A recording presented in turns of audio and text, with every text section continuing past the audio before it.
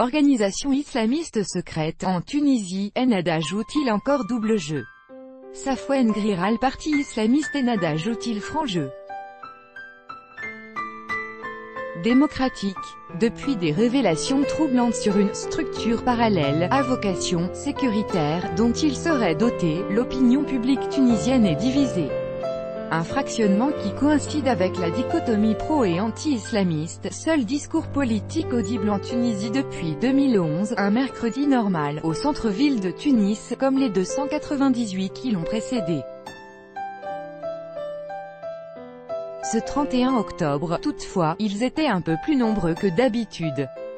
De l'ordre de plusieurs dizaines et les slogans étaient plus énergiquement déclamés. L'attentat qui a eu lieu la veille, à quelques mètres de là, a manifestement fait son effet. Le député Ayman Alloui est un habitué de cette rencontre qui se tient chaque mercredi devant le siège du ministère de l'Intérieur pour exiger la vérité sur l'assassinat, en 2013, de deux figures de la gauche tunisienne. Dans sa bouche, le lien entre ces meurtres, l'attentat perpétré la veille à quelques pas de leur rassemblement et les dernières accusations touchant les islamistes d'Ennahda, est tout trouvé. Aujourd'hui, c'est la manifestation hebdomadaire numéro 299 pour révéler la vérité au sujet de l'assassinat des martyrs Chokri Belaïd et Mohamed Brahmi. Elle intervient dans un contexte exceptionnel, alors que le terrorisme menace encore notre pays, ainsi que le démontre le dernier attentat. Révéler toute la vérité sur le terrorisme, comment il est entré dans notre pays, s'y est implanté, passe aussi par le dévoilement de tous les dossiers du terrorisme et en premier lieu l'assassinat des deux martyrs, mais aussi ce qu'a révélé le comité de défense des martyrs concernant l'appareil secret du mouvement Ennahda. En Tunisie, un mois s'est écoulé depuis les révélations fracassantes du comité de défense des martyrs Chokri Belaïd et Mohamed Brahmi, deux figures de la gauche tunisienne assassinées en 2013, à 5 mois d'intervalle. Si les exécutants ont été identifiés ou neutralisés, le mystère plane toujours sur l'identité des commanditaires. La conférence de presse organisée début octobre par cette structure, proche du Front populaire, opposition, avait suscité l'intérêt, mais aussi l'émoi d'une grande partie de l'opinion publique. Les scandales présumés liés au premier parti tunisien, si l'on en croit l'arithmétique parlementaire, sont toujours vendeurs. Au cœur de ces révélations, l'existence d'une sombre organisation secrète, liée au parti islamiste Ennahda qui serait impliquée, entre autres choses, dans l'élimination des deux opposants. Une partie des preuves ont été présentées aux journalistes ce 2 octobre. Le reste, composant un dossier de 200 pages, a été porté devant la justice qui a accepté d'en prendre connaissance après un forcing qui a vaincu ses hésitations. En quoi consistent les accusations? Pendant 1 heure, les organisateurs se sont attelés à présenter leurs preuves sur les activités parallèles d'Ennahda, des écoutes sur des personnalités, des tentatives d'infiltration d'institutions étatiques, des plans d'exfiltration de terroristes, des actes d'espionnage contre des fonctionnaires d'État, voire des ambassades étrangères, des documents contenant des informations sur des juges, des journalistes, des hommes d'affaires, des militaires ou des activistes, sans compter de nombreux gadgets sécuritaires saisis par la justice, le tout tournant autour d'un seul homme, Mustapha Keder, aujourd'hui en prison. Ex-militaire impliqué en 1991 dans une tentative de coup d'État contre Ben Ali, connu sous le nom de l'affaire de Barakat et Sahel, Keder a passé 4 ans en prison, avant d'être élargi. Après la Révolution, il aurait été un temps chargé du courrier personnel d'Ali Larayed, ministre de l'Intérieur d'Ennahda, 2011 à 2013. En 2015, il est condamné à 8 ans de prison entre autres, pour soustraction de papiers et objets contenus dans les archives et remis à un agent de l'autorité publique. Se procurer illégalement de tels documents était, selon le comité, au cœur de ses activités d'espionnage au profit d'Ennahda. Le dossier de l'accusation, devant la chambre criminelle de Tunis, n'avait pas permis de mettre en évidence, à travers ses activités, l'existence d'un quelconque groupe criminel. le lien avec Ennahda était encore moins évident. Pourtant, c'est autour de ce point précis que se structurait toute l'accusation du comité, début octobre.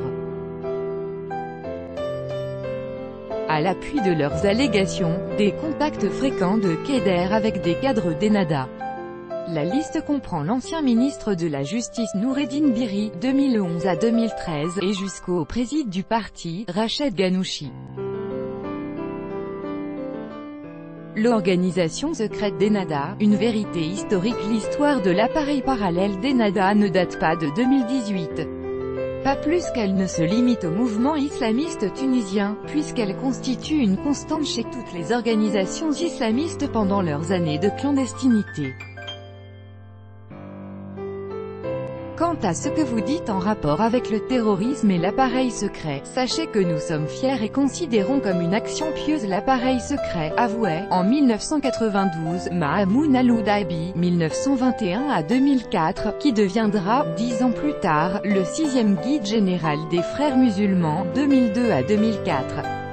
Il y avait bien un phénomène de mimétisme du modèle hérité des frères musulmans qui avait inspiré le mouvement de la tendance islamique, MTI ancien nom d'Ennahda.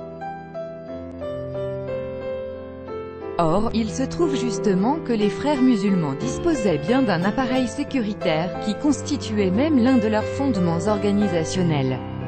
Ce qui justifiait également chez les islamistes tunisiens la création de ce petit noyau sécuritaire militaire était le danger qu'ils voyaient venir de la part du pouvoir de Bourguiba, explique à Spoutnik Ahmed Nadif, auteur en 2017, de « Groupe sécuritaire, l'appareil spécial du mouvement islamiste en Tunisie et le coup d'État de 1987 ». En Tunisie, l'émergence de cette organisation secrète a coïncidé avec la fin des années 70, c'est-à-dire, le dernier épisode du règne de Bourguiba. À l'époque, le pouvoir tunisien vacillant se retrouvait en tête-à-tête avec les islamistes, après avoir réussi à successivement éliminer les oppositions dérivées de la sédition yousfiste, puis de la gauche marxiste et maoïste, Parti communiste et Mouvement Perspective. Après les avoir insidieusement tolérés, pour mieux neutraliser l'opposition de gauche, notamment dans les arènes de l'université, le pouvoir bourguibien était désormais prêt à en découdre avec les islamistes. La construction du « groupe sécuritaire » a commencé de façon presque spontanée. Ils ont mis en place une sorte de service d'orientation post-bac, destiné à leurs jeunes sympathisants. Beaucoup ont été encouragés à rejoindre l'académie militaire et ensuite, selon les cas, le corps de la police, de l'armée, de la gendarmerie ou de la douane. Petit à petit, ils ont mis en place une sorte de quota à garantir à l'intérieur de tous les corps et des rouages les plus sensibles de l'État. Parallèlement, ils approchaient des officiers qui trahissaient une quelconque religiosité, pour essayer de les retourner. Au bout de quelques années, ils ont pu ainsi disposer d'une véritable organisation militaro-sécuritaire, doublée d'un service de renseignement agissant au cœur des institutions sécuritaires de l'État, témoigne, de son côté, Ahmed Manaï, président de l'Institut tunisien des relations internationales, ITRI, et auteur de « Supplice tunisien, le jardin secret du général Ben Ali ». Ces manœuvres devaient se mettre par la suite au service d'un objectif plus précis, la prise du pouvoir ou, du moins, le dépôt de Bourguiba, le 8 novembre 1987. Mis au fait de leurs intentions, le Premier ministre Zine El Abidine Ben Ali décida de les devancer. Le 7 novembre, les Tunisiens se réveillaient au son d'un discours radiophonique annonçant la destitution du leader suprême, victime de sa sénilité. L'empêchement absolu fut prononcé en vertu de l'article 57 de la Constitution, qui transfère les pouvoirs au Premier ministre. Une semaine plus tard, 73 islamistes furent arrêtés, soupçonnés de tentative de putsch, et traduits devant une cour spéciale. Parmi eux, des soldats, policiers, douaniers et gendarmes.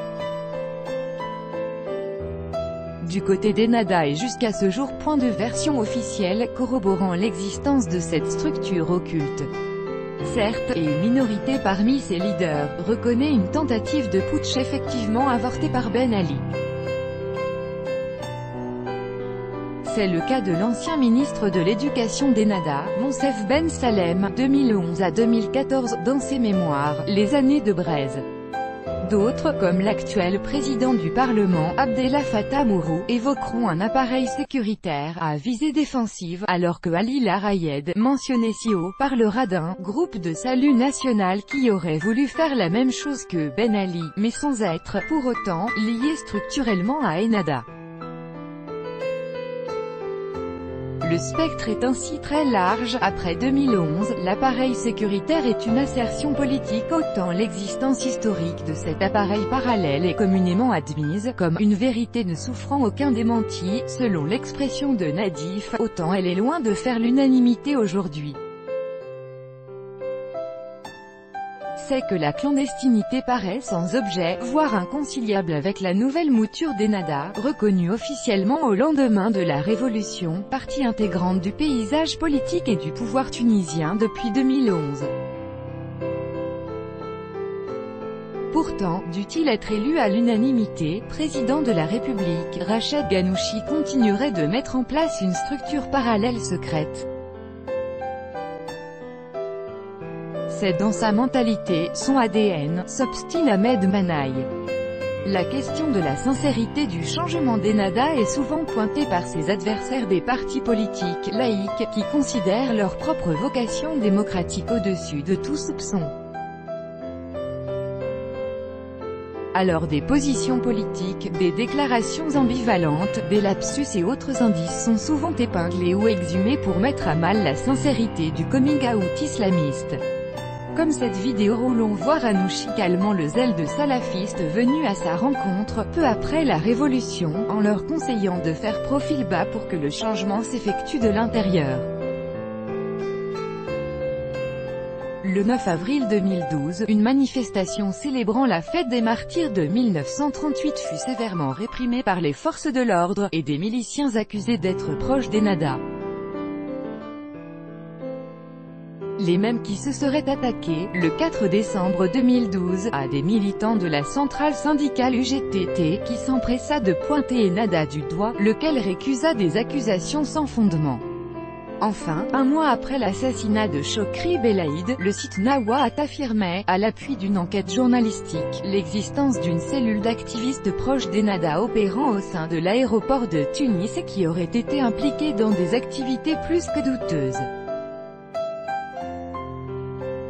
Entre autres, des facilités d'entrée accordées à des personnes sur lesquelles pesaient des restrictions en raison de leurs activités radicales.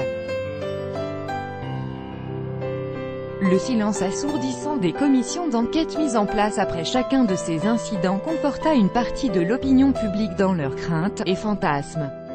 Le mythe d'une secte jouant sur plusieurs tableaux et prêchant un double discours, instrumentalisant le jeu démocratique pour mettre en place, le moment venu, un État islamique, appliquant la charia. Pourtant, je n'ai pas d'éléments suffisants pour affirmer qu'Ennahda a gardé un appareil sécuritaire parallèle après le 14 janvier. Cela dit, les documents publiés par le comité de défense de Chokri Belaïd et Mohamed Brahmi indiquent la présence d'une activité sécuritaire chez certains de ses leaders. Après, en mettant cela en perspective avec ce qu'a connu le pays quand Ennahda était au pouvoir, 2011 à 2014, la bataille pour la conquête du ministère de l'Intérieur et l'apparition de corps sécuritaires parallèles, parfois sous forme de milices, Ligue de défense de la Révolution, cela pourrait accréditer la thèse qu'Ennahda, ou du moins une certaine tendance au sein du mouvement, était en train de reconstruire une sorte d'appareil parallèle, précise Ahmed Nadif. La thèse est plausible si on considère que ces différents indices, tout comme les faits pour lesquels a été condamné Moustapha Kheder, remontent à une période de « flottement » qui ne prit officiellement fin qu'avec le virage de 2016. Le 10e congrès d'Ennahda a entrepris une séparation entre le politique et le religieux, préférant désormais se présenter comme un parti à référent islamique, sans plus. La reconstruction du réseau parallèle était-elle alors imputable à des figures historiques ou à une hypothétique Eldure, encore réfractaire au virage démocratique et civil, et rattrapée par les vieux réflexes de la clandestinité? Pour Ahmed Manaï, qui croit à l'existence d'une structure parallèle opérante, il s'agirait davantage d'une entreprise insufflée au plus haut niveau, mais qui ne s'apparente pas non plus à une véritable structure sur le plan organisationnel. Il s'agit d'infiltration d'éléments, de fonctionnaires, dans les rouages de l'État, dont l'allégeance n'est pas à leur pays, mais à Ennahda, et plus précisément à Rached Ghannouchi. On les retrouve un peu partout, dans le ministère de l'Intérieur comme dans la douane, ou d'autres ministères techniques, mais non moins sensibles. C'est un circuit qui lui permet d'avoir des informations de première main, de faire exécuter un certain nombre de missions, etc., affirme Ahmed Manaï. Même si, vu l'historique, mais aussi la puissance d'Ennahda, ce jeu d'allégeance est particulièrement dangereux, il ne diffère pas de ce qui pourrait être pratiqué par d'autres forces politiques. À ce titre, l'appareil sécuritaire d'Ennahda ne serait qu'une structure parallèle parmi tant d'autres. L'opportunité politique des révélations interrogées sur les affirmations du Comité de défense et du Front populaire, Noureddine Biri, président du groupe parlementaire Ennahda, a soulevé l'exception de procédure en se posant la question de l'origine des documents. Soit que l'avocat du condamné leur a délivré les documents, et là, il y a clairement une grave infraction. Soit qu'ils se les sont procurés par le biais du ministère de l'Intérieur ou de la Justice, et là on parle d'infiltration. Soit que ces documents sont faux, dans tous les cas, il s'agit de faits au sujet desquels la justice ferait bien d'enquêter, a contre-attaqué Biri, évoquant même l'hypothèse que le Front populaire soit doté, lui-même, d'une structure secrète, avant de nier en bloc les accusations contre son parti.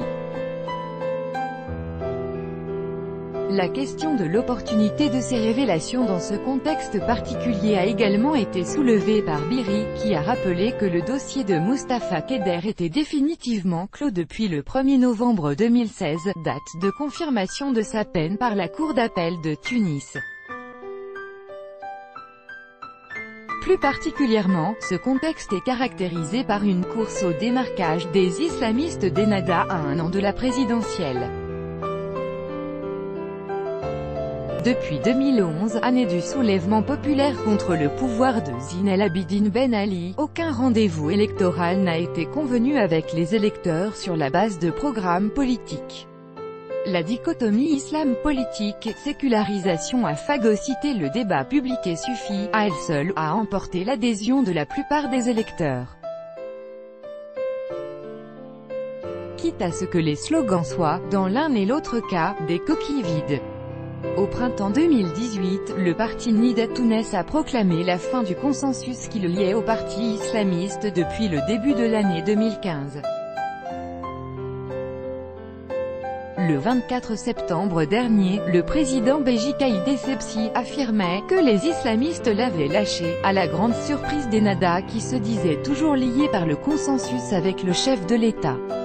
Dans l'optique de 2019, récuser l'infâme consensus permettrait de renouer avec les voix hostiles à Ennahda en sollicitant, encore une fois, le vote utile. Le Front populaire, troisième force du pays, adversaire historique d'Ennahda, pourrait se voir privé de son atout maître par tous ceux fraîchement convertis à l'anti-nahdaouisme. Sur la forme et sans même statuer sur le fond, ces révélations sur l'organisation parallèle d'Ennahda lui permettraient de se repositionner comme acteur historique et central de l'opposition à Ennahda et de pallier ainsi le risque de marginalisation.